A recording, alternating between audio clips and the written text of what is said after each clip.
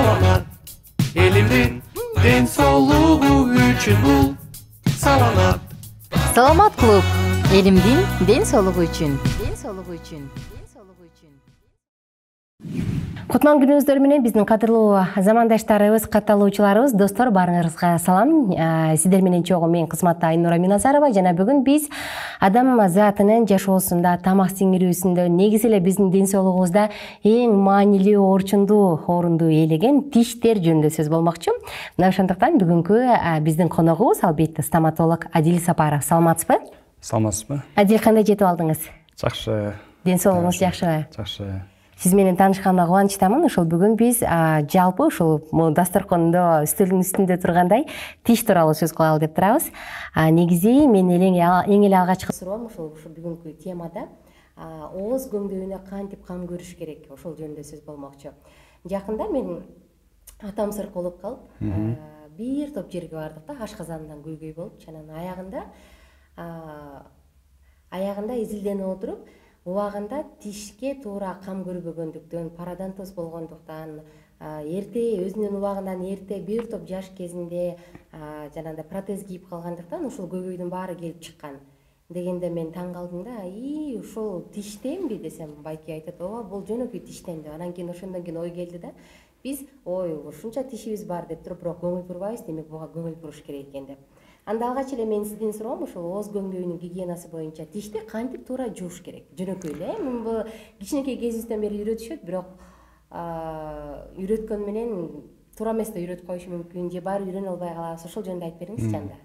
Бул мен сизге айтып кетер сөзүм, бул тишти жууп жатканда көпчүлүк элдер туура эмес жууйт.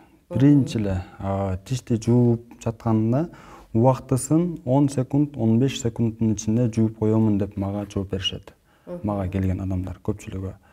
Ал эми тиштин өзүнүн убактысы бар. Эртең менен 3 минутта жууш керек, кечинде 3 минутта. Ошондо бир күндө 6 минутта жууп калат тиш. Ал эми бизге башка чет мамлекеттерге салыштырып караганда, мисалы үчүн биз колду бир күндө канча жолу жуйбуз? Мисалы үчүн тамактанаардын алдында сөзсүз самындап жуйбуз. Баарыбыз эле туурабы? Ал эми тиш деле так эле ушундай. Мисалы үчүн деген тиш менен бул ооздун эч кандай айырмачылыгы жок. Колду жуугандан кийин сөзсүз башка чет өлкөлөрдө жанына сумочкасына тиш щеткасын алып алышат экен. Тамактанып бүткөндөн кийин жөн эле бир сыйра жөн эле жууп коюшат экен. Мага ушул аябай жакты. Буюрса биз дагы кайсыл бир убакта ушул деңгээлге жетип калышыбыз мүмкүн. Буюрса. Ал эми тишти кандай кылып туура жууш керек? Тиштин өзүнүн этаптары бар. Ал 3 этапка бөлүнөт. Мисалы, бул тиш деп элестетели. Биринчисинде бул жакты мындай кылып жууш керек. Тиш бул жерден бөлүнөт. Бул жерден 1, бул жерден 1 болуп бөлүнөт. Ошондо бул жагы биринчи часть, бул жер экинчи часть, бул жер үчүнчү часть. Ушундай 3 частька бөлүнөт. Бул жакты мындай эмес. Көпчүлүк элдер ушундай кылып жууйт, анан бул щетка деген ушул эмальдин үстүн кырып оюп салышы мүмкүн. Ошол учурда таттуу муздак ушундай учурларга көп ооруп элдер кыйналып калышат. Ошого мындай эмес, жөн эле өйдө ылдый же болбосо круглый деп коет, ушундай кылып жууса сонун болот. Ал эми бул экинчи частьты мындай кылып жууса боло берет. Бул жагын деле өйдө ылдый же болбосо круглый кылып жууйт. Анан элдер көпчүлүгү ушул жерди жууп коюп эле все бүттү деп эсептешет өздөрүнүн оюнда. Ал эми ал туура эмес. Бул оозду болушунча чоң ачыш керек. Бул жактагыларды таза шыпырып жууш керек. Ушундайынан же болбосо мындай кылып шыпырса аябай жакшы болот.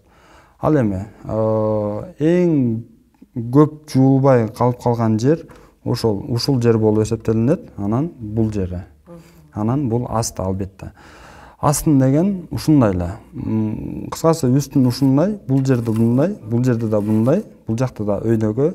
Ал эми азуулардын үстүн жевательный часть деп коет, ушуларды шыпырып жууса болот. Ушундай эле бул мындай карап келгенде аябай эле жөнөкөй и жеңил жумуш. Ушул тишти таза кылып бир күндө 2 жолу 3 минуттан 6 минутта таза кылып жууса, ал тиш эч качан оорубайт. Рахмат. Кийинки кезекте ушул сиз көргөзгөн тиш щеткалары жөнүндө да кандай тиш щетка туура тандаш керек? Аябай жакшы суроо болду. Бул тиш щетканы тандап жатканда дагы өзүнүн туура тандаш керек. Мисалы үчүн аябай катуу деп бөлүнөт тиш щетка.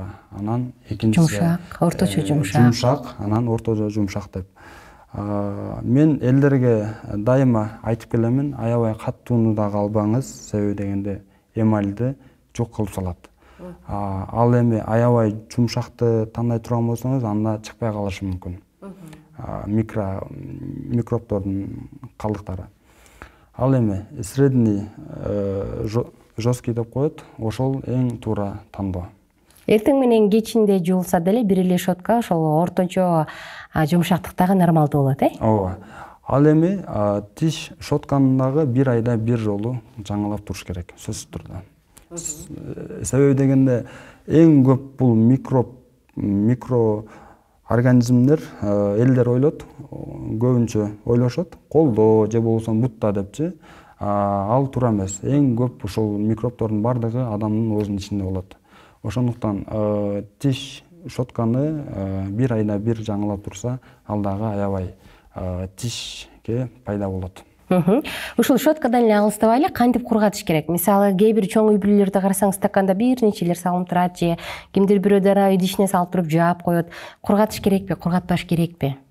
Ал эми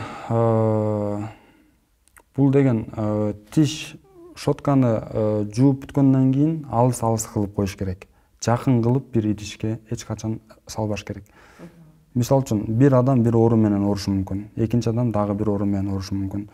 Ошентип олтуруп бардыгы бир идишке жууп салып коюшат, ал жерден шилекей бири-бирине жууп калышы мүмкүн. Же болбосо кимдир бирөө оозун таза жуубай 10 секунд, 15 секунд эле жууп туруп жөн эле коюп кое турган болсо, ошол адамдын оозундагы микробтор ошол щеткага дагы өтүп калышы мүмкүн. Ошондуктан бул суу бойдон деле коюп койсо эч нерсе болбойт. Бирок алыс болуш керек. Только ошол алыс койгону жакшыраак. Рахмат. Адил мырза, ушу кийинки суроом, тиш пастасын кантип туура тандаш керек? Кандай тиш пастасын алыш керек? Мен өзүм колдономун. Эң жөнөкөй, өтө кымбат эмес, мисалы. Анан жанагындай лечебный деп коюшат, же болбосо чөптөр кошулган, же болбосо жанагы тиш агарта турган лечебный деп ушуну сатып атышпайбы? Элдер көпчүлүгү ойлошот экен, ошол лечебныйды алсам менин тишим азыраак ооруп калат деп. Наоборот, ошолор зыян, ошолор болбойт. Өтө кымбатын алгандагы туура эмес. Мен өзүм аламын, өтө арзан эмес, өтө кымбат эмес. Фтору жөнүндө сөз кыла берсеңиз, ошол сөзсүз фтор болушу керекпи? Канча болушу керек? Фтор боюнча кандай деп мен сиздерге түшүндүрүп кетсем, жалпак тил менен айтканда фтор деле нормаль болуш керек. Себеби дегенде ар нерсенин, ар буюмдун өз өлчөмү бар. Ошол фтору көп деп ала турган болсо, ал дагы зыян болуп калышы мүмкүн. Рахмат. Биздин карамабыздагы убакыт соңуна чыгып калды. Угармандарыбызга, көрөрмандарыбызга ыраазычылык айтабыз. Көңүл бургөнүңүз үчүн жана албетте Адил байке, Адил мырза, сизге рахмат келип бергениңиз үчүн. Кийинки подкасттарда негизи ошол тиште кариес, курт түшкөн аябай көйгөй эмеспи? Анан тиш докторго барган эң коркунучтуу учурлардын бири мен үчүн. Мына ошол жөнүндө сөз болмокчу, ошондуктан алыстабаңыздар. Анан досторубузга кайрыла кетели. Эгерде суроолор бар болсо, алды жакка комментарий кылып жазыңыз, биздин каналга катталганды унутпаңыз. Бул саламат элимдин ден соолугу үчүн бул саламат. Саламат клуб элимдин ден соолугу үчүн.